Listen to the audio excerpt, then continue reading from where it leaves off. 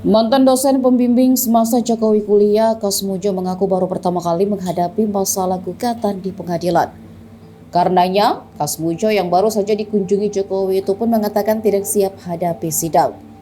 Dilansir dari Kompas.com, Kasmujo mengatakan bahwa dirinya akan mengikuti arahan dari pihak kampus Universitas Gadjah Mada yang juga jadi tergugat. Ia pun sudah berkomunikasi dengan Fakultas Kehutanan UGM bahwasannya semua hal terkait perkara tersebut diserahkan kepada fakultas untuk menjelaskan. Kasmujo bersama Rektor UGM, Wakil Rektor dan Kepala Perpustakaan Fakultas Kehutanan digugat di Pengadilan Negeri Sleman. Penggugat dalam perkara ini adalah Insinyur Komarudin.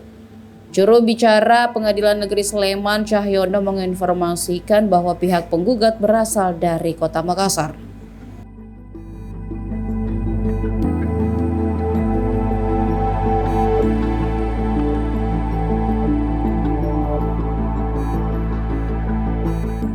Download Tribun X sekarang, menghadirkan lokal menjadi Indonesia.